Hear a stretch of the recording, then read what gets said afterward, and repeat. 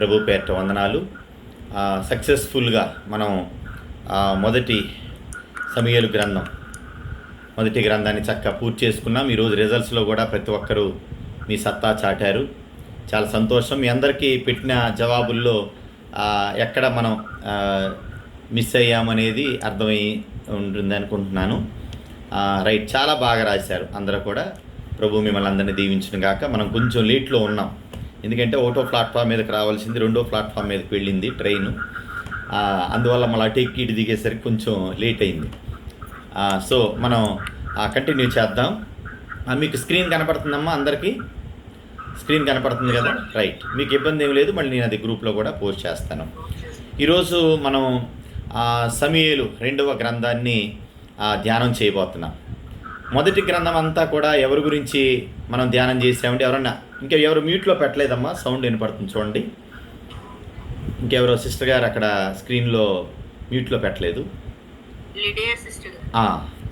Right, చెప్పండి అమ్మా. మొదటి గ్రంథంలో సమూయేలు మొదటి గ్రంథంలో ఎవరి గురించి మనం ధ్యానం చేసుకున్నాం? మీకు ఇవి కూడా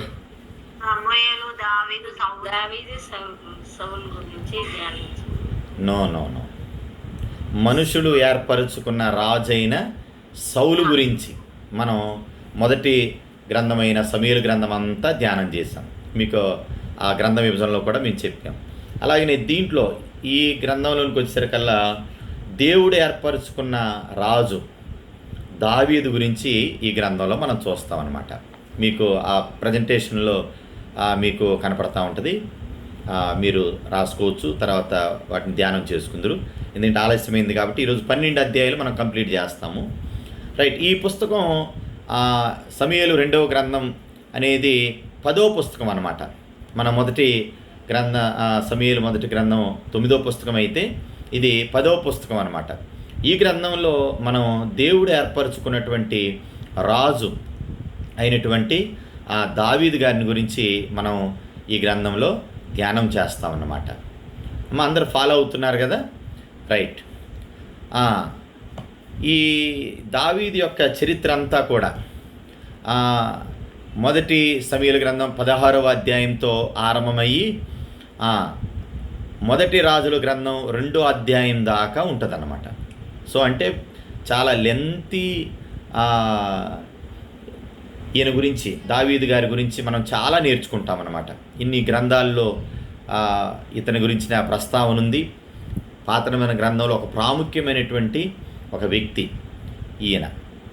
సో మనం ఎవరు రాశారు ఈ గ్రంథాన్ని అనే విషయాన్ని గురించి మనం చూస్తే, గతంలో మనం చెప్పుకున్న సమూయేలు గ్రంథంలో చూస్తే సమూయేలు గారు ఏమండి అలా అని మనం అనుకున్నాం. కనపడుతుందమ్మా స్క్రీన్? మీకు కనపడుతుంది కదా? సో ఈ గ్రంథాన్ని కూడా మరి ఎవరు రాశారో తెలియదు, కానీ నాతాను, గాదు అనే దావీదు సమకాలీకుల వాళ్ళు రాసుండొచ్చు అనేది బైబిల్ పండితుల నమ్మకం అన్నమాట. దీంట్లో 24 అధ్యాయాలు ఉంటాయండి. ఎన్ని అధ్యాయాలు? 24 అధ్యాయాలు ఉంటాయి. వచనాలు 695 వచనాలు ఉంటాయండి. ఎప్పుడు రాశారు ఈ గ్రంథాన్ని అంటే క్రీస్తు పూర్వం 975లో ఈ గ్రంథాన్ని రాస్తూ వచ్చారు. ఈ గ్రంథంలో మూలవాక్యాలు ఏమిటి అంటే మనం చెప్పుకోవాల్సినవి 7వ అధ్యాయము 12, 13 వచనాలు, 22 అధ్యాయము 21వ వచనం. ఈ 2వ గ్రంథంలో 40 సంవత్సరాల దావీదు పరిపాలనలో ఉన్నటువంటి ముఖ్య విషయాలు, ముఖ్య ఘట్టాలన్నింటినీ కూడా మనం ఈ 2వ సమూయేలు గ్రంథంలో మనం ధ్యానం చేస్తాం. ముఖ్య అధ్యాయం 11వ అధ్యాయం అన్నమాట. ఓకేమ్మా, మీకు ఇది నేను మళ్ళీ మీకు గ్రూప్లో కూడా చేస్తాను. జస్ట్ మీరు వినేదానికి దీన్ని ప్రిపేర్ చేస్తూ ఉన్నాం. రైట్, ఎన్ని అధ్యాయాలు ఉన్నాయి అనుకున్నామమ్మా? దీంట్లో 24 అధ్యాయాలు ఉన్నాయి. సో ఈరోజు మనం 12 అధ్యాయాలు కంప్లీట్ చేసుకోవడానికి మనం ప్రయత్నం చేద్దాం. 12 అధ్యాయాలు మనం ధ్యానం చేయడానికి ప్రయత్నం చేద్దాం. సో మీకు ఇక్కడ స్క్రీన్ మీద గ్రంథ విభజన కనబడుతుందమ్మా? గ్రంథ విభజన కనపడుతుంది కదా? సో దీన్ని 3 భాగాలుగా విభజించవచ్చు. రాసుకోండి. సమూయేలు 2వ గ్రంథాన్ని 3 భాగాలుగా విభజించవచ్చు. 3 భాగాలుగా విభజించవచ్చు అన్నమాట. దీంట్లో మనకి దావీదు విజయాలు 1వ అధ్యాయం నుండి 10వ అధ్యాయం వరకు. దావీదు గారి విజయాలు 1వ అధ్యాయం నుండి 10వ అధ్యాయం వరకు. అలాగనే తర్వాత దావీదు అతిక్రమం 11వ అధ్యాయంలో మనం చూస్తాం. దావీదు అతిక్రమం 11వ అధ్యాయంలో చూస్తాం. దావీదు గారు చేసిన అతిక్రమాన్ని బట్టి వారి ఇంటి మీద వచ్చినటువంటి శ్రమలను 12వ అధ్యాయం నుండి 24వ అధ్యాయం వరకు చూస్తామన్నమాట. సో 3 భాగాల్లో సమూయేలు 2వ గ్రంథం అంతా కూడా నిక్షిప్తమై ఉంటుంది. దావీదు గారి ఇంటిపైన శ్రమలు. అమ్మ ఇంకెవరు మ్యూట్లో పెట్టినట్లేరు చూడండి. దావీదు గారి ఇంటిపైన శ్రమలు 12వ అధ్యాయం నుండి 24వ అధ్యాయం వరకు అన్నమాట. సో ఇవి మనం గుర్తుపెట్టుకుంటే ఇప్పుడు మనం ధ్యానం చేసేటువంటి అధ్యాయాలు 2 భాగాలు పూర్తయిపోతాయి. దావీదు గారు చేసిన విజయాలు, దావీదు గారి మీకు ఇది నేను ప్రజెంటేషన్ మీకు ఇస్తానమ్మా, లేకపోతే రాసుకోండి. దావీదు విజయాలు 1 నుంచి 10 అధ్యాయాలు స్క్రీన్ కనపడుతుందమ్మా మీకు. ఓకే. తర్వాత దావీదు అతిక్రమం 11వ అధ్యాయం. దావీదు చేసిన అతిక్రమాలను బట్టి ఆయన ఇంటి మీద వచ్చిన శ్రమలు 12 to 24 అధ్యాయాలు. అంతే, సింపుల్. కట్టే, కొట్టే, తెచ్చే, ఇలాగ మీరు అర్థం చేసుకోండి అంతే. 3 భాగాలుగా అన్నమాట. సో మనం ఇప్పుడు భాగాల్లోనికి మనం ఏదైతే అనుకుంటా వచ్చామో ఆ భాగాల్లోనికి మనం వెళ్దాం. ఓకేనా? రైట్. మీకు ఆ స్క్రీన్ కనపడుతూనే ఉంటుంది, ఇబ్బంది ఏం లేదు. మీకు షేరింగ్ కూడా నేను గ్రూప్లో షేర్ చేస్తాను. మొదటి అధ్యాయంలోనికి మనం వెళ్ళిపోదాం. లాస్ట్ అధ్యాయంలో సమూయేలు మొదటి గ్రంథం 37 అధ్యాయంలో ఎవరితో ముగించబడింది అని అంటే మనందరికీ తెలుసు. ఎవరు చనిపోయారండి అక్కడ? ఎవరైనా మ్యూట్ తీసి. సౌలు గారు చనిపోయారు. గిల్బోవా పర్వతం మీద సౌలు గారు చనిపోయారు. రైట్. ఇప్పుడు ఇక్కడ సందర్భం వచ్చేసరికి మొదటి అధ్యాయము అని రాసుకోండి. మొదటి అధ్యాయము, ఫస్ట్ అధ్యాయము అని పెట్టుకోండి అంతే. మీకు ఎక్కువ లెంతీగా ఏమి ఉండదు. 1, 2, 3 పాయింట్స్లోనే అధ్యాయంలో ఏముంది చెప్పేస్తాం అంతే. సో ఈ అధ్యాయంలో సౌలు మరణం, దావీదు పరితాపం అని రాసుకోండి. సౌలు మరణం, దావీదు పరితాపం. ఈ గ్రంథం అంతా కూడా సౌలు మరణం, దావీదు పరితాపం. ఇక్కడ ఈ అధ్యాయంలో 1వ అధ్యాయము 17వ వచనం నుండి 27వ వచనం వరకు కూడా 17వ వచనం నుండి 27వ వచనం వరకు కూడా సంతాప సందేశం, సౌలు గూర్చి విలాపం అన్నమాట. మనకి ఎవరైనా చనిపోతే, ప్రముఖులు చనిపోతే రాష్ట్రపతి సంతాప సందేశం తెలియజేశారు, ముఖ్యమంత్రి గారు సంతాప సందేశం తెలియజేశారు అన్నట్లుగా సౌలు గారు మరణాన్ని గురించి దావీదు గారు ఒక ధనుర్గీతిగా, విలాపంగా దీన్ని రాస్తా వచ్చారు. మొదటి అధ్యాయంలో మనం నేర్చుకోవాల్సిన విషయం ఏంటంటే దావీదు గారు చాలా పరితాపం చెందాడు. చూడండి దావీదు గారి మనసు ఎంత గొప్పదో. అదే కనుక మనమైతే మన శత్రువు చనిపోయాడనంటే అసలు సంకలు కొట్టేసుకుంటాం. నిజంగా దైవజనులు రమేష్ గారు కూడా ఇప్పుడు జరుగుతున్న వాటిల్లో ప్రియమైన ఎవరట విరోధుల గురించి, శత్రువుల గురించి ప్రార్థన చేయటం ఒక మంచి దైవీకమైన లక్షణం అన్నమాట. ఇక్కడ దావీదు గారు కూడా ఎంతగా ఆయన విలాపం చెందుతాడంటే 14వ అధ్యాయంలో ఒక అతను చాలా సంతోషంగా నీ శత్రువైన సౌలు చనిపోయాడయ్యా అని చెప్తే ఎంతగా పరితాపం చెందుతాడంటే, దేవునికి భయపడకుండా యెహోవా అభిషేకించిన వాడిని చంపుటకు నీవేళ అతని మీద చెయ్యి ఎత్తితివి, అంత తాను పరితాపం చెందుతాడండి వచ్చి న్యూస్ చెప్తే.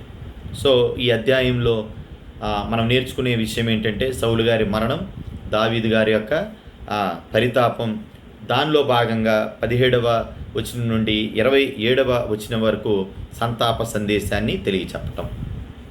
రైట్, 2వ అధ్యాయంలోనికి మనం వెళదాం. రాసుకోండి, 2వ అధ్యాయము.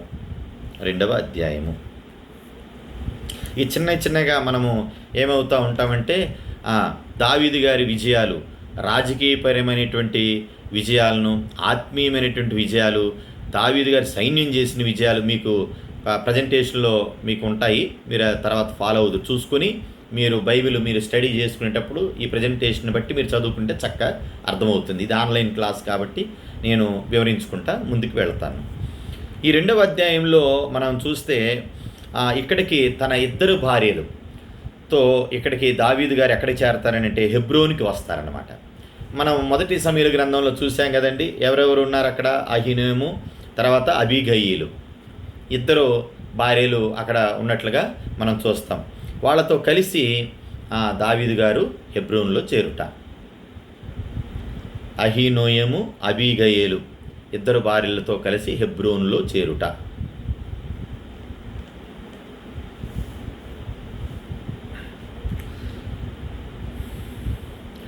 ఇక్కడ మనం గమనించాల్సిన విషయం ఏంటంటే, సౌలుకి యోనాతాను, మన ఇష్వి, మెల్కీషువ ఇవి కొడుకులు అని చదువుకున్నాం కదండి.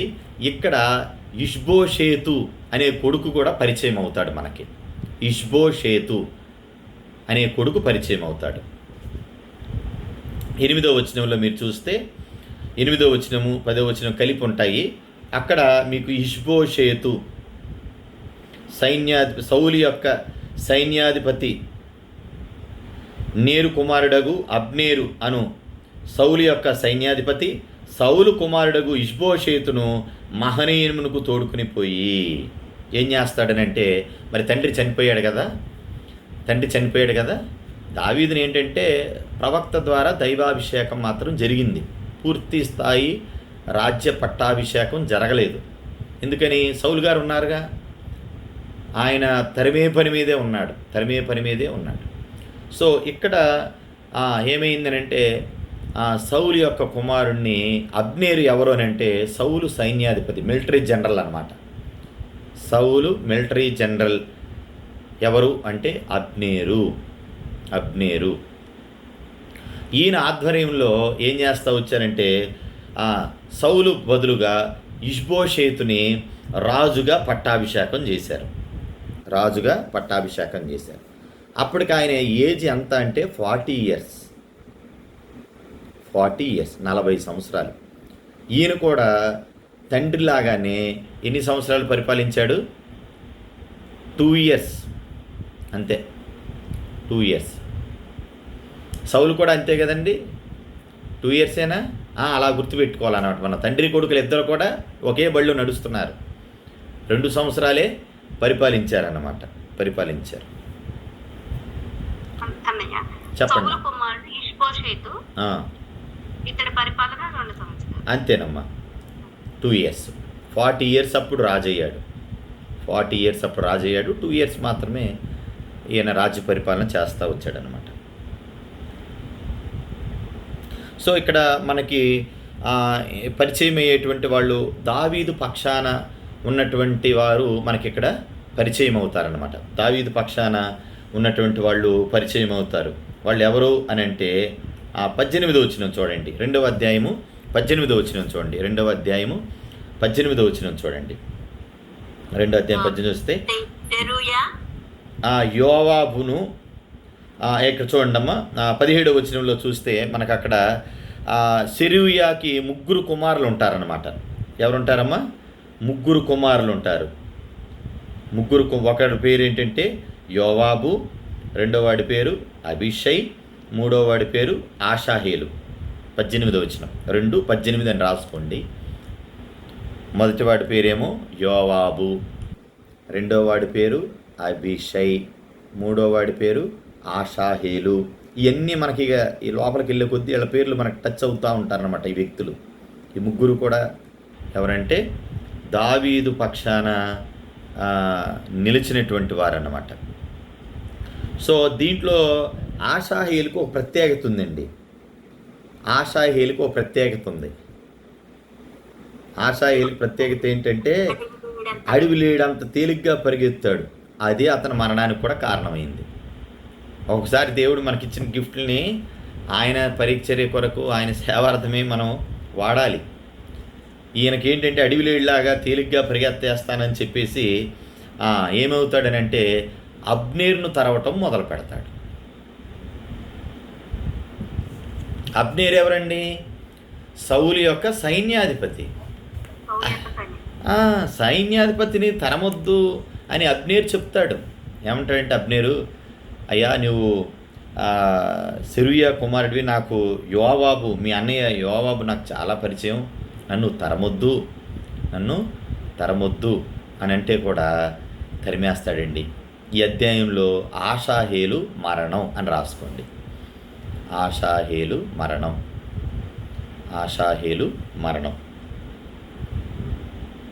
డెత్ అయిపోతాడు. పరిగెత్తన ఆ అబ్నేరుని తరుముతూ ఉన్న క్రమంలో అబ్నేరు మంచిగా చెప్తాడు, కానీ వినకపోవటం వల్ల ఆషాహేలు మరణిస్తాడంతే. అంతే అండి. ఈ 2వ అధ్యాయంలో మనం నేర్చుకోవాల్సిన విషయం ఏంటనంటే, ఇద్దరు భార్యలతో కలిసి దావీదు గారు హెబ్రోన్కి వస్తారు. అబ్నేర్ ఏమో సౌలు సైన్యాధిపతి. ఎవరైనా ఎక్కడైనా పాయింట్స్ మిస్ అయితే మళ్ళీ నేను రిపీట్ చేస్తున్నాను. ఈ అబ్నేర్ ఆధ్వర్యంలోనే ఇష్బోషేతు తన 40 years ఏజ్లో 2 years పరిపాలన చేస్తూ వచ్చాడు.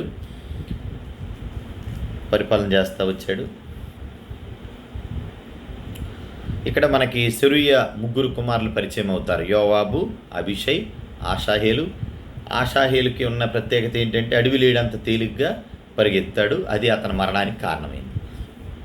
అబ్నేర్ని తరుముతూ ఉన్నప్పుడు అబ్నేరు ఈటి విసిరేయగా ఆషాహేలు మరణం. అంతే అండి ఈ అధ్యాయంలో. నెక్స్ట్ 3వ అధ్యాయంలోనికి వెళ్ళిపోదాం, ఎందుకంటే 8 అయిపోయింది. ఇంకా మనం 10 అధ్యాయాలు ఉన్నాయి మన ముందు. ఈ అధ్యాయంలో మనకి దావీదు కుటుంబానికి సౌలు కుటుంబానికి మధ్య యుద్ధం అని రాసుకోండి. మీరు చాలా ఈజీగా అర్థం చేసుకోవచ్చు. మీకు ప్రజెంటేషన్లో గ్రంథ విభజనలోనే మీకు అక్కడ చక్కగా ఇవ్వబడతా వచ్చిందన్నమాట. అమ్మ ఎవరు మ్యూట్ ఆన్ చేశారమ్మా చూడండి. ఈ రాజకీయ విజయాల్లో గ్రంథ విభజనలోనే మీకు ఇచ్చిన ప్రజెంటేషన్లో మీకు చక్కగా కనపడతా ఉన్నాయన్నమాట. చాలా ఈజీగా మీరు బైబిల్ స్టడీ చేసుకునేటప్పుడు చేసుకోవచ్చును. సౌలు అండి, సౌలు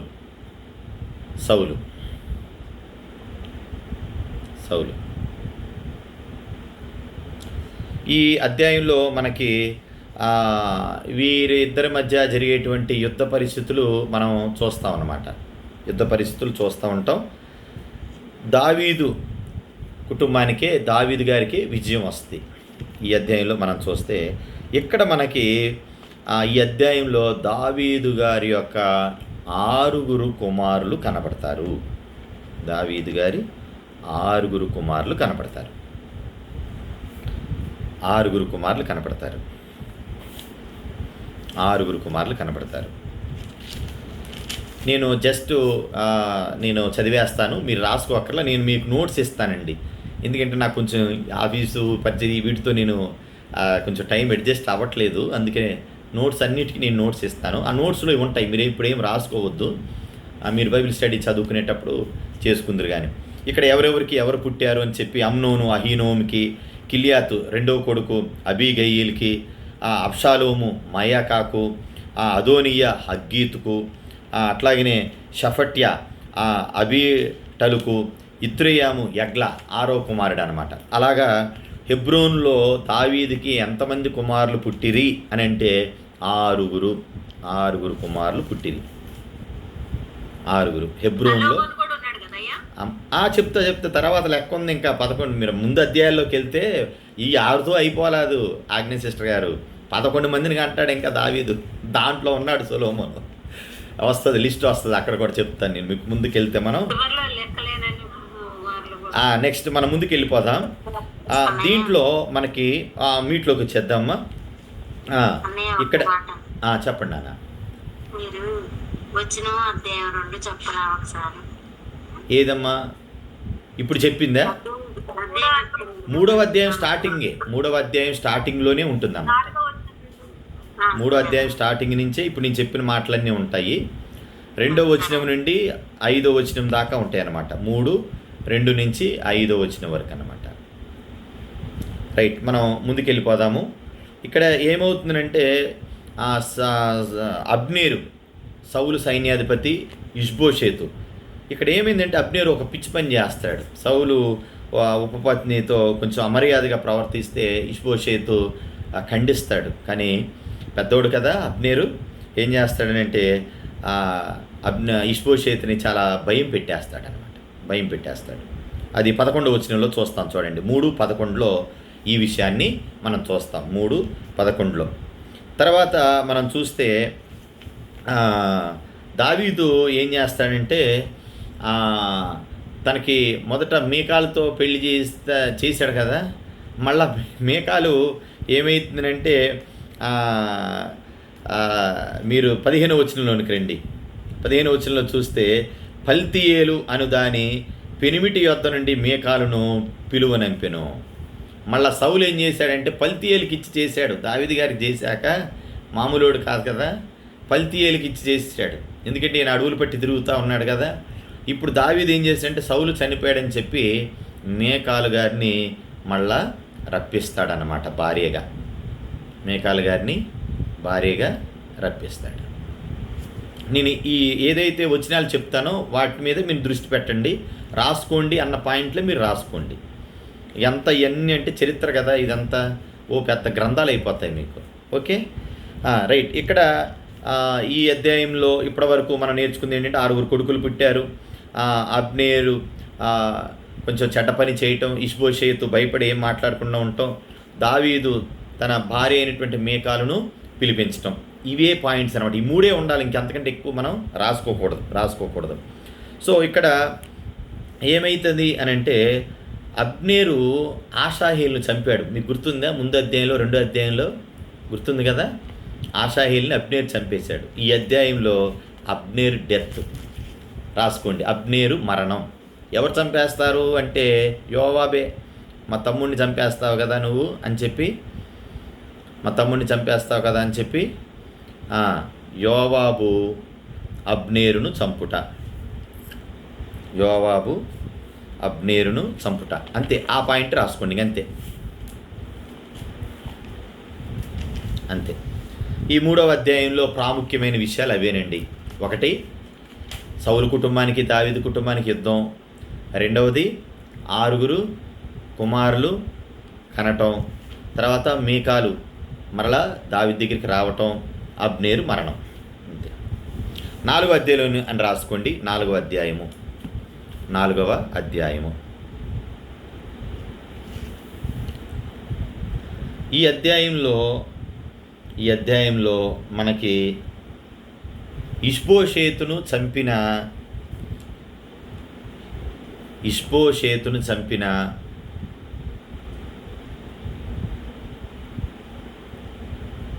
రాసుకోండి. ఈ అధ్యాయంలో ఇష్బోషేతును చంపిన 2 పేర్లు మనకి తెలుస్తాయి అన్నమాట. ఇష్బోషేతును చంపిన 2 పేర్లు ఎవరు అని అంటే 2వ వచనం చూడండి. 4వ అధ్యాయము 2వ వచనం చూడండి. బయానా, 2వ వాడి పేరు రేకాబు.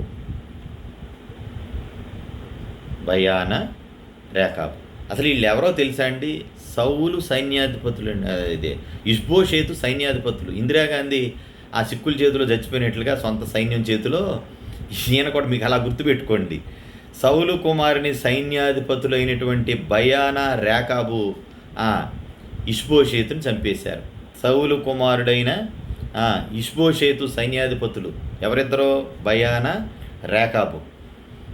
వాళ్ళిద్దరే ఏం చేస్తారంటే పాపం ఇష్బోషేతుని చంపేస్తారన్నమాట. అంతే. ఇక్కడ మనకి చాలా ప్రాముఖ్యమైన వ్యక్తి మనకి పరిచయం అవుతాడండి. చాలాసార్లు ప్రసంగాల్లో మనం విని ఉండుంటాము. ఆయన ఎవరో కాదు, చూడండి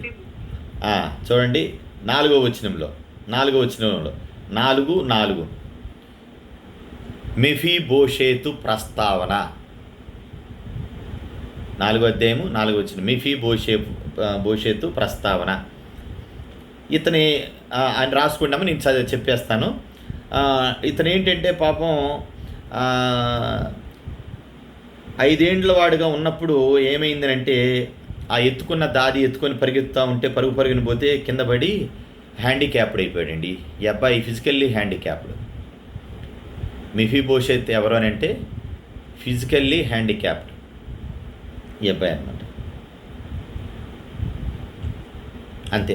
ఈ ముందుకెళ్తే మనకేమవుతుంది ఏంటంటే 5వ వచనం నుండి 4వ అధ్యాయము 5వ వచనం నుండి మనకి ఇష్బోషేతుని ఎలాగా వాళ్ళు చంపేశారు, మారువేషాలు వేసుకొచ్చేసి ఎలాగా అతన్ని చంపేశారు అనేటువంటి విషయాలు ఈ 4వ అధ్యాయంలో ఉంటాయి. అంతే అండి. ఈ 4వ అధ్యాయంలో మనం తెలుసుకోవాల్సిన విషయం ఇంతే, ఇంతకంటే ఎక్కువ అవసరం లేదు. ఒకటేంటంటే ఇష్బోషేతును తన సొంత సైన్యాధిపతులైన బయానా రేకాబు చేతిలో తను మరణిస్తాడు. ఈ అధ్యాయంలోనే మనకి 4వ వచనంలో మెఫీబోషేతు గురించి ప్రస్తావన రావటం, ఈ అధ్యాయంలోనే ఇష్బోషేతు మరణించడం అనే సంగతి తెలుసుకుంటాం. అంతే అండి. రైట్. 5వ అధ్యాయంలోనికి వచ్చేసేయండి. ఇంకా అమ్మ అర్థమవుతుందా? ఏమైనా స్పీడ్ అవుతుందా? మీరు పాయింట్ క్యాచ్ చేయగలుగుతున్నారా? ఎందుకంటే ఎక్కువ వద్దాం, ఏంటి చరిత్ర కదా. ఓ లోతుల్లోనికి వెళ్ళిపోయి ఇంత గ్రంథాలు అయిపోతాయి మీకు. మొత్తం ఈ ఆన్లైన్ బైబిల్ క్లాసులు అయ్యేసరికల్లా ఒక్కొక్కళ్ళం ఇట్లా సంచులలో తెచ్చుకోవాల్సి వస్తుంది. వద్దు, మేము అవన్నీ గ్రంథాలు మా దగ్గర ఉన్నాయి. మీకు చాలా సింపుల్గా అర్థమయ్యే పాయింట్స్ మాత్రమే చెప్తా ఉన్నాం. రైట్. 5వ అధ్యాయంలోనికి మనం వస్తే 5వ అధ్యాయంలో దావీదు గారి పట్టాభిషేకం అని రాసుకోండి. 5వ అధ్యాయం అనే హెడ్డింగ్ 5 అని రాసుకోండి. అంతే. మొత్తం పూర్తిగా రాయకర్లా. స్టెనోగ్రఫీ భాష రావాలన్నమాట. మీకు ఆన్లైన్ బైబిల్ క్లాస్ జరిగేటప్పుడు స్టెనోగ్రఫీ భాష రావాలి. నేను బోత్ హైర్ అండి, Telugu English both higher, steno అంతే. గీతలో అట్లాగనే ఉంటుంది అనమాట రాతంతా కూడా. మీరు కూడా అలాగే అయితే మనం ముందుకి స్పీడ్గా వెళ్ళగలుగుతాం. రైట్.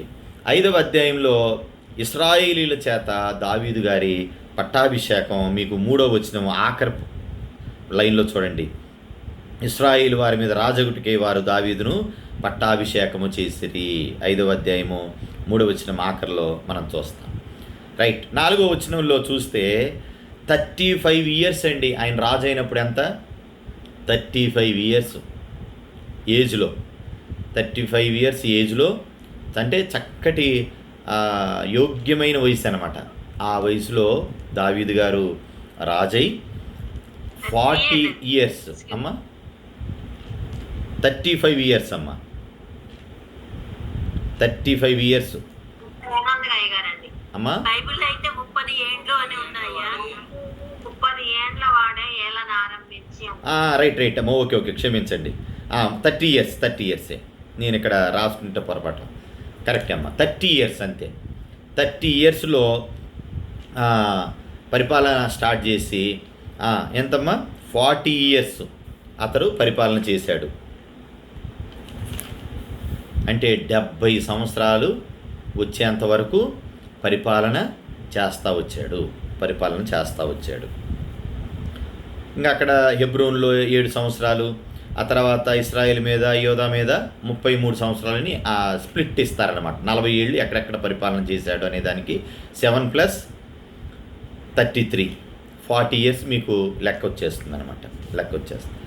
సో ఎప్పుడైతే రాజు అయ్యాడు అనే విషయం తెలిసిందో యొబీసీయులు ఎవరటండి? యొబీసీయులు ఈయన్ని ఎగతాళి చేశారన్నమాట. యొబీసీయుల ఎగతాళి అంతే. పాయింట్స్ అంతే, ఇంక ఎక్కువ అవసరం లేదు. వాళ్ళు అంటారు మా గుడ్డోళ్ళు మా కుంటోళ్ళు తూలేస్తారు దావీదునని కొంచెం హేళనగా మాట్లాడితే దావీదుకి బాగా కోపం వచ్చేస్తుందన్నమాట. దావీదు కోపం వచ్చేసి యొబీసీల్ని యుద్ధం ప్రకటిస్తాడు, విజయాన్ని సాధిస్తాడు. అక్కడే మనకి 9వ వచనంలో దావీదుపురము అనేటువంటి పేరు ఫస్ట్ టైం మనకి ఇక్కడ పెట్టబడద్దు అనమాట. దావీదుపురము అనేటువంటి పేరు ఫస్ట్ టైము దావీదు కోటలో ఉండి కాపురం ఉండి దానికి దావీదుపురం అని, ఎందుకంటే రాజు అయ్యాడు కదా, ఆ కోటలోకి వచ్చాడు. దానికి ఏం పెట్టుకున్నారంటే ఏం పెట్టుకున్నాము, దావీదుపురము, అంతే. ఆశీర్వాదపురము, మన కాలనీ చూస్తూ ఉంటాం కదండి, మన స్ట్రీట్స్ పేర్లు లాగా అన్నమాట. ఆయన ఉండే నివాసానికి దావీదుపురము అనే పేరు అక్కడ మనం చూస్తామంట. ఇక్కడ 5వ అధ్యాయము 11వ వచనం మనం చూస్తే తానేంటంటే తన కోసం ఒక నగరును కట్టించుకోవాలి అని అనుకుంటాడు. దావీదు తన కొరకు నగరును కట్టించుకోవాలని భావించటం పాయింట్, అంతే, ఇంకా ఎక్కువ అవసరం లేదు, భావించటం. సో ఇక్కడ మీకు 11 మంది కొడుకులను చూపిస్తానండి. ఇక్కడ ఎంతమంది ఉంటారంటే 11 మంది కొడుకులు. 14వ వచనంలోనికి రండి, 14వ వచనం, 5:14లోనికి రండి. అతని పుట్టిన వారు ఎవరనగా 1 2 3 4 5 మీ అన్నీ లెక్కేస్తే 11 ఉంటాయి. ఇందాక ఆగ్నేస్ సిస్టర్ గారు కోరుకున్నారు సొలొమోను ఎక్కడ అయ్యారు అని. ఇక్కడ కనపడతాడు మనకి సొలొమోను, ఎక్కడ ఉంటారు చూడండి. 11 ప్లస్ ఫస్ట్ అధ్యాయంలో 6, మొత్తం ఎంతమంది అయ్యారమ్మా పిల్లలు? 17 మంది అయ్యారు. 17 మంది అయ్యారన్నమాట. అతని ఉపపత్నుల ద్వారా 17 మంది అయ్యారు. నెక్స్ట్ ఇదే అధ్యాయంలో ఫిలిష్తీయులపై విజయం అని రాసుకోండి. ఫిలిష్తీయులపై విజయం, ఫిలిష్తీయులపై విజయం. అమ్మా ఇక్కడ 11 అని రాసుకోండి అమ్మా.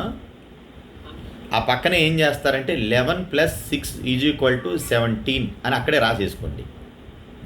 ఎందుకంటే మనం ఈ 11 మంది లేకపోతే 6 అని రేపు ఇచ్చే ఆన్సర్లలో అయ్యగారు 6 కదా మీరు ఇట్లా అని మళ్ళీ మిస్టేక్ అవ్వద్దు.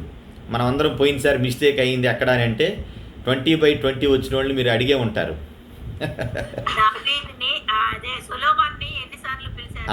మనం ఆ 3వ మారు అదే పట్టుకున్నాం కిందకి ఆ ప్రశ్న, అందుకని అలా ఇవ్వటం జరిగిందనమాట. అసలు మీరు ఎంతవరకు స్టడీ చేస్తారని. వెరీ గుడ్, చక్కగా రాశారు.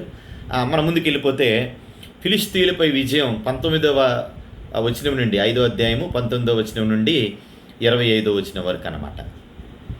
5వ అధ్యాయం ఫిలిష్తీయులపై విజయం 5వ అధ్యాయము 19వ వచనం నుంచి 25.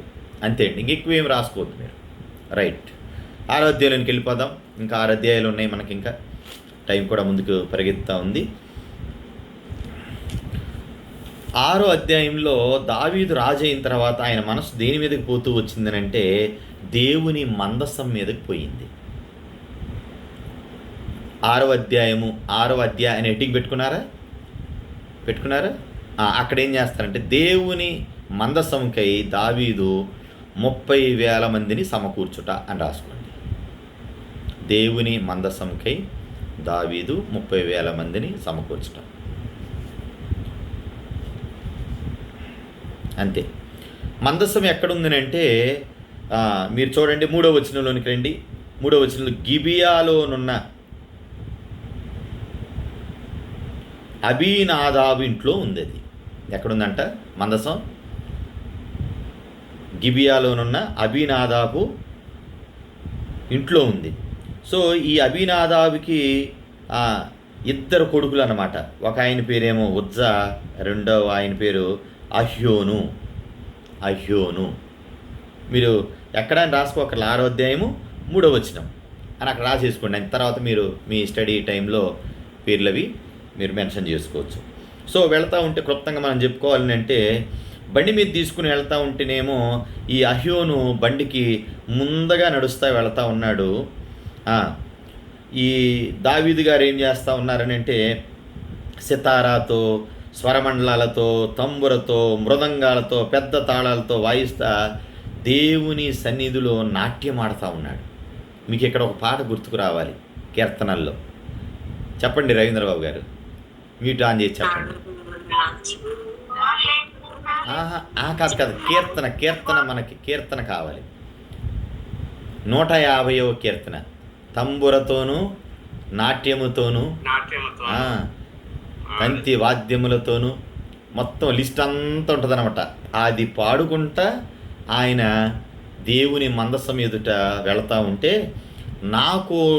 నాకోను కళ్ళం దగ్గరికి వచ్చేసరికల్లా ఏమైపోయిందనంటే బండి చక్రాలు కొద్దిగా ఏమైపోయినాయంట, ఇరుసులో పడినట్టుగా అయిపోయినాయి అంతే. ఇంకా దాంతో ఏం చేశాడంటే ఉజ్జా ఏం చేశాడంట, ఎడ్లు కాళ్ళు జారిని, ఎడ్లు ఏమని కాళ్ళు జారేసరికల్లా మందసాన్ని పట్టుకోవటానికి సాహసించాడండి. చాలా భయంకరం. మందసాన్ని పట్టుకోవటానికి ఎవరు సాహసించారు అని అంటే మీరు ఏం చెప్పాలి, ఉజ్జా పట్టుకోవటానికి రావడంతోనే డెత్ అయిపోయాడు. ఉజ్జా మరణం అని రాసుకో. నేను చెప్పేయని మీరు రాసుకోకర్లా, నేను జస్ట్ చెప్తుంటే రాసుకోండి అన్న పాయింటే మీరు రాసుకోండి అమ్మా. రైట్. సో దానికని ఏం చెప్పారంటే ఆ పేరుకి, ఆ స్థలానికి ఏం పెట్టారంటే పెరేజ్ ఉజ్జా అని పెట్టారు. అక్కడ నాశనం అయింది కాబట్టి దానికి వినాశనము అని అర్థం వచ్చే పెరేజ్ ఉజ్జా అని పేరు పెట్టారండి. సో దావీదు ఏమయ్యాడంటే భయపడ్డాడు. ఎందుకని, ఉజ్జా చచ్చిపోయాడు కదా, కాలు జారి మందసం ఇదైపోయింది కాబట్టి అని చెప్పి ఎవరా అని చూస్తే ఓబేదెదోము కనపడతాడు. ఇక్కడ రాసుకోండి, ఓబేదెదోము ఇంటిలో మందసం ఉంచుట. అంతే, ఇంకా ఎక్కువ వద్దు. 10వ వచనంలో అమ్మ, 10వ వచనం, 6వ అధ్యాయము 10వ వచనం, ఓబేదెదోము ఇంటిలో మందసం ఉంచుట ఎంతకాలం ఉంది అని అంటే 3 months, 3 నెలలు అని రాసు. ఓబేదెదోము ఇంట్లో మందసం 3 months, అంతే, ఎక్కువ వద్దుగా. సో ఇలాగా దావీదు గారు 150వ కీర్తన పాడుకుంటూ వస్తూ ఉంటే మేకాలు కిటికీలో నుంచి చూసి ఏం చేసినట్టు తన మనసులో హీనపరిచింది. ఎవరమ్మా? మేకాలు దావీదును హీనపరచుట, అంతే, ఆ పాయింట్. ఇంకెక్కువ వద్దు, ఇక అదంతా అవసరం లేదమ్మా. సో దేవుడు చూడండి, అభిషేకించబడిన ఒక దైవజనుని, అభిషేకించబడిన ఒక రాజుని దేవుడు తన ఇష్టానుసారమైన వ్యక్తి విషయంలో మనసులో హీనపరిస్తే ఎవరు చూస్తున్నారంట? మనం చదువుకున్నదండి, మనుషులు పైవేషాన్ని లక్ష్య పెడతారు, నేను హృదయాన్ని లక్ష్య పెడతాను సమూయేలు అని చెప్పినట్లుగా 22వ వచనానికి వచ్చేయండి. 6:22లోకి వస్తే మరణము వరకు సౌలు కుమార్తె యగు మేకాలు పిల్లల్ని కనకుండా ఉండెను, శాపం పొందిందంతే. అందుకే అండి మనసులో కూడా మనం ఏం చేయొద్దు, అభిషేకించబడిన దైవజనుల మీదకు ఏమిటట, ఏ ప్రయత్నాలు మాటపూర్వకంగా కానీ చేతపూర్వకంగా కానీ మనకు తెలియదండి, మనకు తెలియదు. ఏంటంటే మనకు తెలియదు వాళ్ళు ఎంత ప్రయాసపడుతున్నారో, వాళ్ళు ఎంత అంగలారుస్తున్నారు. ఏంటిదంట, మేకాలు మనసులో అనుకుందంట అంతే, తను మరణించేంత వరకు కూడా సంతానం లేకుండా దేవుడు చేస్తూ వచ్చాడు. రైట్.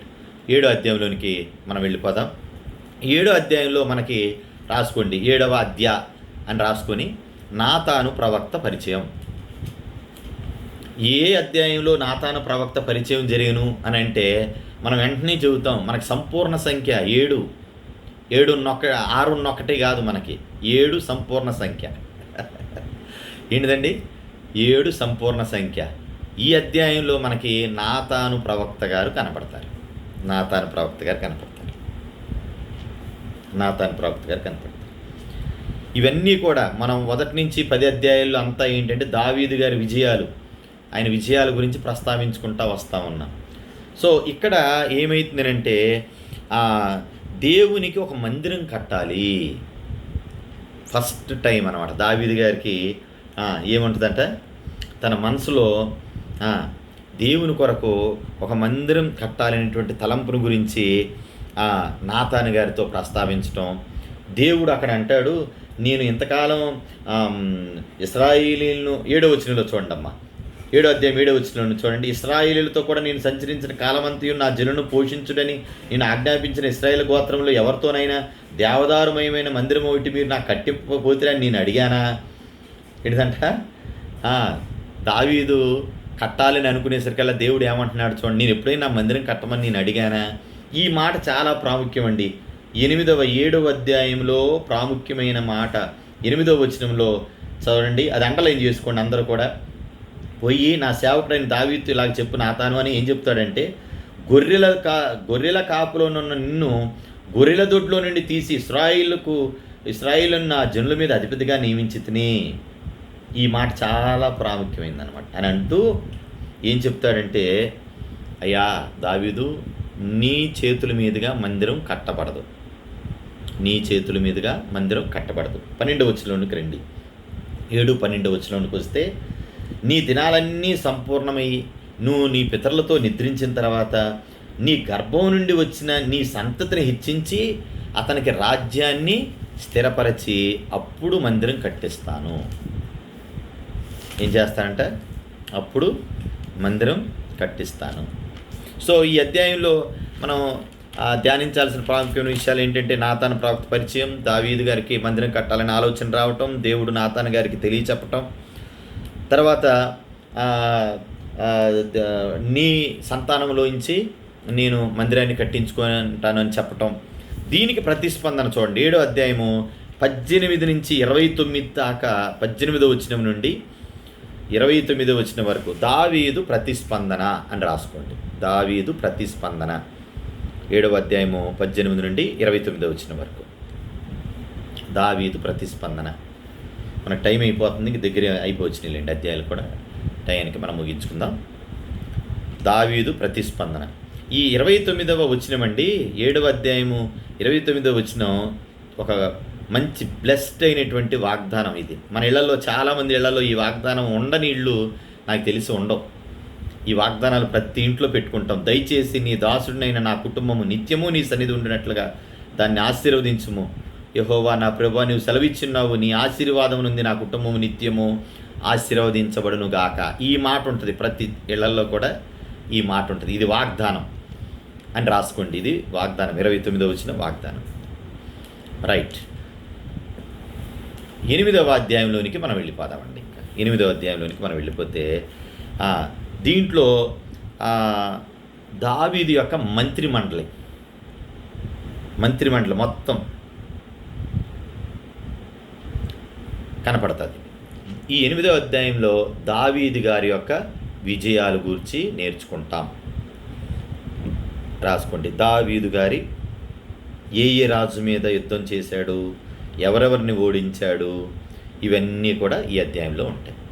దావీదు గారు అనేక మంది రాజులను జయించుట పాయింట్. నెక్స్ట్ 2వది దావీదు గారి సభామండలి, మంత్రి మండలి ఈ అధ్యాయంలో ఉంటాయి. అంతే, 2 విషయాలండి ఇంకా ఈ అధ్యాయంలో.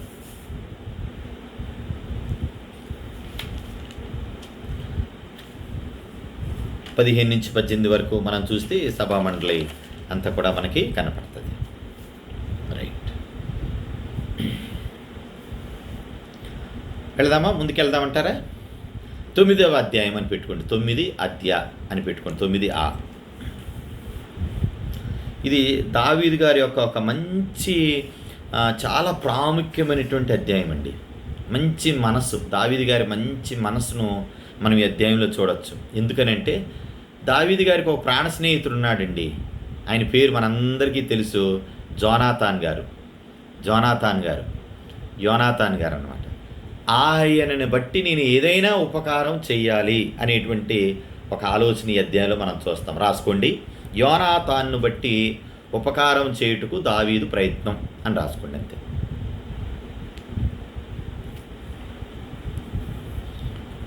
యోనాతాను బట్టి ఉపకారం చేయుటకు దావీదు ప్రయత్నం, అంతే.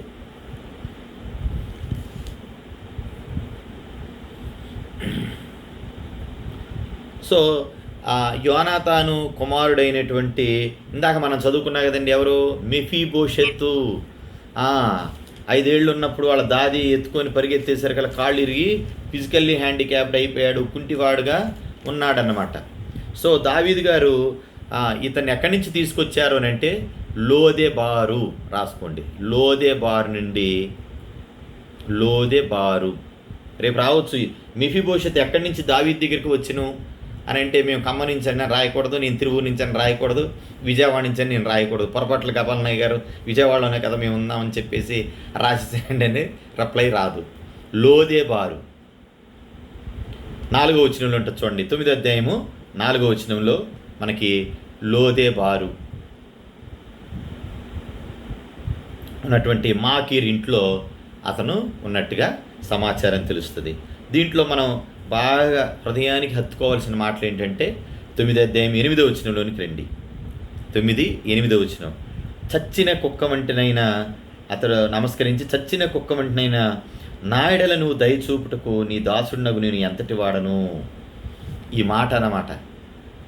తను కూడా మెఫీబోషెతు ఒక శత్రువు కుమారుని పరిస్థితి అయినా కూడా దావీదు చూపిన ప్రేమను బట్టి ఏం చేస్తాడంటే చచ్చిన కుక్కను అని చెప్పి ఎంతో తగ్గించుకుంటాడు.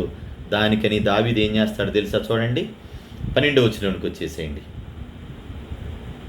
12వ వచనంలోకి వచ్చేసేయండి. మెఫీబోషెతు రాజకుమారులో ఒకళ్ళలాగా అయిపోయి రాజు కూర్చునేటువంటి భోజనం బల్ల దగ్గర కూర్చొని భోజనం చేసే పరిస్థితి వచ్చేసింది. 12వ వచనంలో ఈయనకు ఒక కొడుకున్నాడండి. మెఫీబోషెతుకి ఒక కొడుకున్నాడు. ఆయన పేరు, ఒక ప్రవక్త పేరు మేక. అక్కడే ఉంటుంది చూడండి, 12వ వచనంలోనే ఉంటుంది చూడండి. అంతే అండి. ఈ అధ్యాయంలో మనం నేర్చుకోవాల్సిన సంగతి ఏంటంటే, యోనాతాన్ని బట్టి ఉపకారం చేయడానికి దావీదు గారు ప్రయత్నించటం, మెఫీబోషెతు ఒక చక్కని మాట అన్నమాట, చచ్చిన కుక్క వంటి వాడినైనా నా ఎడల దయ చూపడం అనేటువంటి ఒక చక్కని మాటను పలకటం, లోదేబార్ నుంచి మాకిర్ ఇంట్లో నుండి దావీదు గారి దగ్గరికి మెఫీబోషెతు రావటం, రాజు భోజనంలాగా భోజనం చేయటం, ఆయనకు ఒక కుమారుడు ఉండటం, ఆయన పేరు మీకా. అంతే, అయిపోయిందండి అధ్యాయం. 10వ అధ్యాయంలోనికి మనం వెళ్ళిపోదాం. ఇక్కడ దావీదు ఏం చేస్తాడంటే అండి, ఇదేండి కృతజ్ఞత కలిగి ఉండటం అనే మనస్సు ఎప్పుడూ కూడా మనకి ఆశీర్వాదానికి కారణమవుతుంది. ఈ విషయంలో నేను ఇది పొగడటానికో లేకపోతే మునగ చెట్లు ఎక్కించడానికో లేకపోతే ఇంకేదో విషయం కాదు, కానీ మన దైవజనులు రమేష్ అన్న గారి దగ్గర నేను ఇది అబ్జర్వ్ చేసి నేర్చుకున్నాను.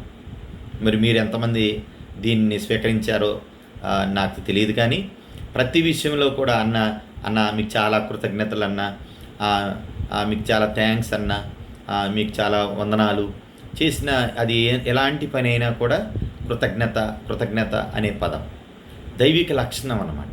దావీదు ఇక్కడ ఏం చేస్తా వచ్చాడనంటే నాహోషు ఏంటండి, హానూను తండ్రి అయిన నాహోషు. 2వ వచనంలో చూడండి, 10:2వ వచనం చూడండి. హానూను తండ్రి అయిన నాహోషు నాకు చేసిన ఉపకారాన్ని బట్టి ఎవరికి మేలు చేయాలనుకున్నాడంట? హానూకు కాదు, హానూను. 2వ వచనంలో ఉంటుందండి, 10వ అధ్యాయము 2వ వచనంలోనే ఉంటుంది. హానూనుకి ప్రత్యుపకారం చేయాలనుకున్నాడు.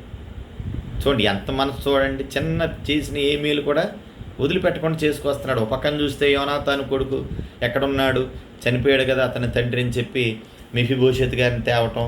అలాగే ఇక్కడ చూస్తే నాహాషు విషయమై హానూనుకి సహాయం చేయాలని చూస్తే చాలా బ్యాడ్ థింగ్ అండి. ఒక్కొక్కసారి అండి మనం మేలు పొందాలని దేవుడు ఉద్దేశించిన మనం చేసే మూర్ఖపు ఆలోచనలతో ఏం చేస్తామంటే పొందాల్సిన మేలు పొందాం, అదే పిచ్చి పని చేశాడు. ఇక్కడ 4వ వచనంలో చూడండి, అవన్నీ చాలా రోతగా అనిపించాయి నాకు. ఏమంటే ఒక మేలు చేస్తాను అని దావీదు మహారాజయ్యుండి సహాయం చేయడానికి వస్తే ఈ చెప్పుడు మాటలు వినేసేసి పాపం చాలా ఘోరంగా ప్రవర్తిస్తాడు. దాంతో ఏం చేశాడంటే ఆయన యుద్ధం చేయాల్సి వచ్చింది. ఏంటిదంట, ఓ పిచ్చి పని చేశాడు. దావీదు గడ్డాలు గురిగిచ్చి, బట్టలు దించి, కత్తిరించి ఇన్సల్ట్ చేశారు. ఒక మాటలో చెప్పాలంటే ఇన్సల్ట్ చేశారు. ఈ అధ్యాయంలో మనం ఏం నేర్చుకుంటామంటే దావీదు నాహాషుకు చేసిన ఉపకారానికి ప్రతిగా హానూనుకి మేలు చేయాలనే ప్రయత్నం.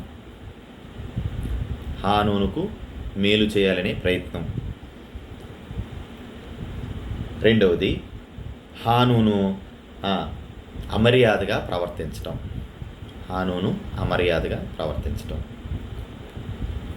దాంతో యుద్ధం చేయాల్సి వచ్చింది. అమ్మోనీయులతో సిరియన్లతో యుద్ధం చేయాల్సి వచ్చింది.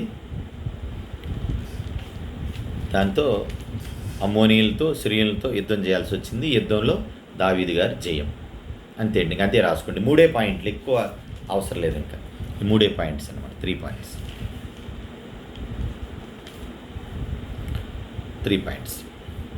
నెక్స్ట్ 11వ అధ్యాయం పెట్టుకోండి. ఇది చాలా చాలా టర్నింగ్ పాయింట్ అండి. చీకటి అధ్యాయం ఇది, అక్కడ రాసుకోండి. దావీదు గారి జీవితంలో చీకటి అధ్యాయం. 11వ అధ్యాయం దావీదు గారి జీవితంలో చీకటి అధ్యాయము. మనోళ్ళు కూడా అంటుంటారు కదా అప్పుడప్పుడు, ఈ రోజున బ్లాక్ డే, చీకటి రోజు, ప్రజాస్వామ్యానికి చీకటి రోజు అని అప్పుడప్పుడు మనోళ్ళు రాజకీయ నాయకులు చెప్తుంటారు చూసారా. అలాగా దావీదు గారి జీవితంలో ఇది ఒక బ్లాక్ డే అన్నమాట. అంతే. 11వ అధ్యాయం మీ అందరికీ తెలిసిందే, సంవత్సరాలుగా మనం విన్నాం. ఈ అధ్యాయంలో యుద్ధం చేయాల్సినటువంటి రాజు దావీదు. రాసుకోండి, 11వ అధ్యాయం అని హెడ్డింగ్ పెట్టుకొని, చీకటి అధ్యాయం, దావీదు జీవితంలో చీకటి అధ్యాయం మొదటి పాయింట్. రెండవది వ్యభిచార పాపం, నరహత్య పాపం. 2 పాపాలు దావీదు చేయటం. వ్యభిచార పాపం, నరహత్య పాపం దావీదు చేయటం. వ్యభిచార పాపం ఎవరితో అని అంటే, అక్కడే వ్యభిచార పాపం అని రాసుకుంటారు కదా, పక్కన బత్షెబాతో. నరహత్య పాపం అని రాసుకుంటారు కదా, ఆ పక్కనే ఉరియాను చంపటం. అంతే.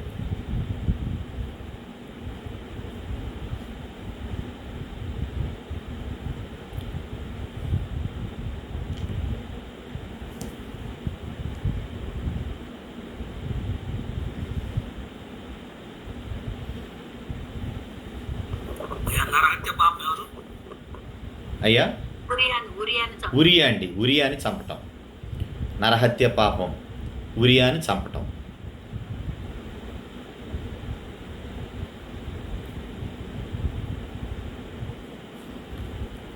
ఓకే, మనం ముందుకు వెళ్ళిపోతే 11 వచనం చూసుకోండి. 11 వచనం ఇది నరహత్య పాపానికి దారి తీసినటువంటి వచనాలు. చంపించేశాడు. ఏం చేశాడండి? అక్కడ ఆయన వచ్చి ఎంత స్వామి భక్తి చూపిస్తూ ఉంటాడో, విధేయత చూపిస్తూ ఉంటాడో. 11 నుంచి 14 దాకా మీరు చూస్తే, 14వ వచనంలో చూడండి. ఉదయమున దావీదు యుద్ధం మోపుగా జరుగున్న చోటన ముందును పెట్టండి అంటాడు. 14వ వచనంలో మోపుగా జరిగే చోట పెట్టండి అంటే పాపం 18 వచ్చేసరికల్లా 18 వచ్చిన చూడండి, ఉరియా అయ్యును హతమాయను, చనిపోయాడండి. ఉరియా, బెత్షెబా భర్త అయినటువంటి ఉరియా తను చేసిన పాపం ఎంత స్వామి విధేయత చూపిస్తాడో, కానీ ఉరియా చనిపోయిన పరిస్థితి ఇక్కడ మనం చూస్తాం అన్నమాట.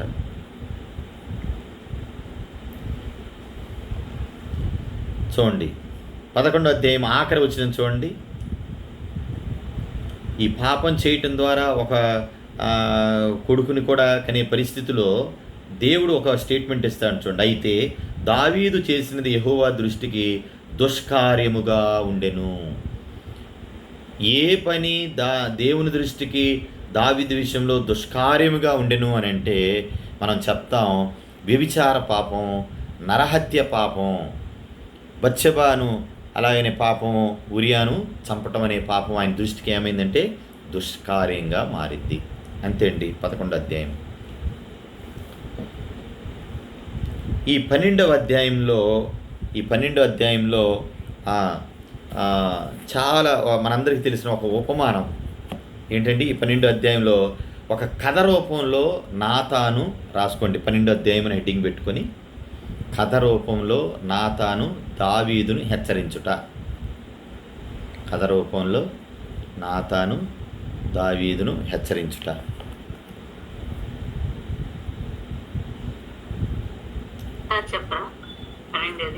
నాతాను కథ రూపంలో దావీదును హెచ్చరించుట.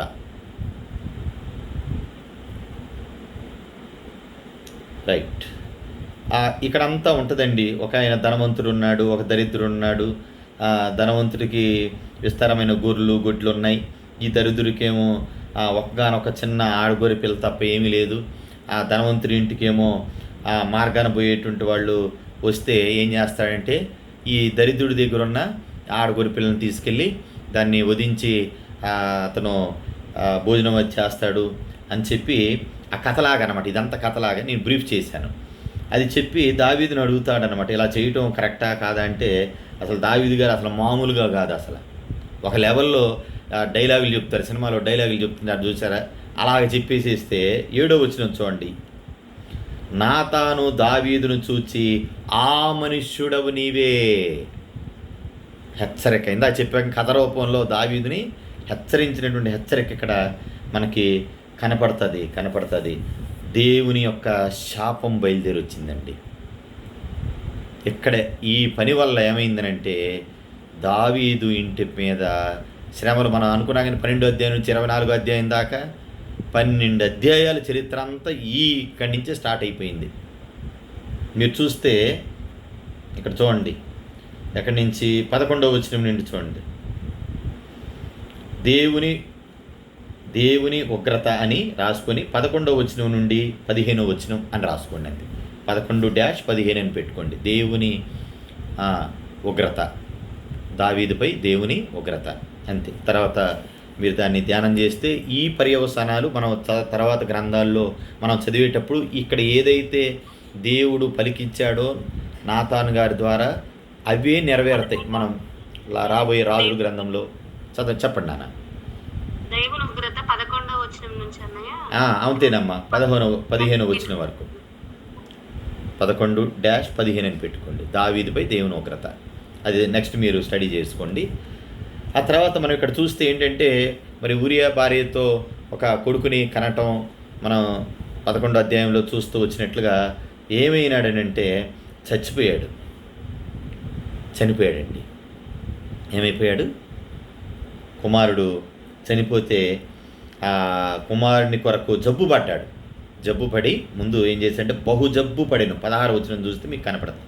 బహుజబ్బు పడితే అది బాగు చేయమని భోజనం లేకుండా ఏం చేస్తూ ఉన్నాడు?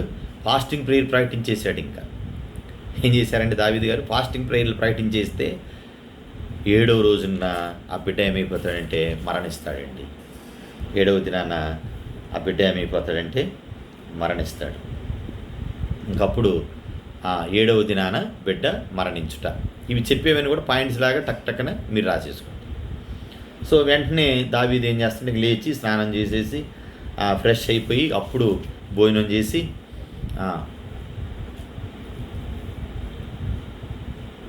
కొంచెం ఆ బిడ్డ మరణించిన తర్వాత కూడా నేను ఎందుకు ఫాస్టింగ్ చేయాలా అని చెప్పుకొని ఇది అవట.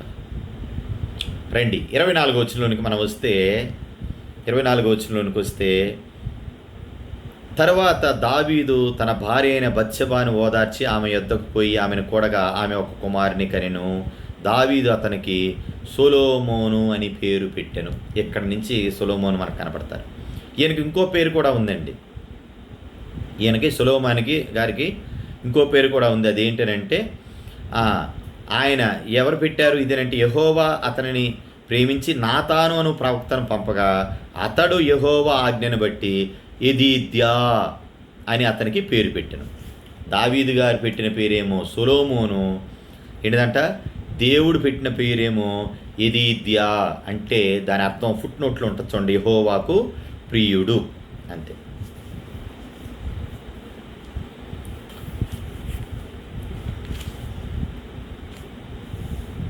ఈ తర్వాత మళ్ళా యుద్ధం జరుగుతుంది.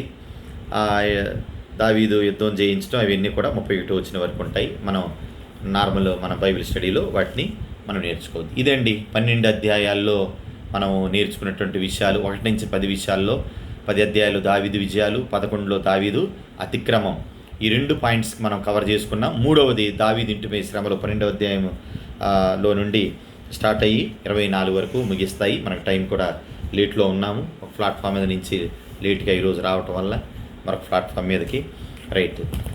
మన మధ్యలో దైవజనులు రమేష్ అన్న గారు ఉన్నారు. చిన్న ప్రార్థన చేస్తే మనం ఈ బైబిల్ స్టడీని ముగించుకుందాం. చాలా సంతోషం. నిజంగా నేను ప్రభువుని ఎంతో గణపరుస్తున్నాను. మీరెంతో ధన్యులండి. అలా మీట్లో ఉంచుకొని చెప్పుకోండి, మేము ఎంతో ధన్యులు అని. దేవుడు ఆ మాట వింటాడు. మీరెంతో ధన్యులు.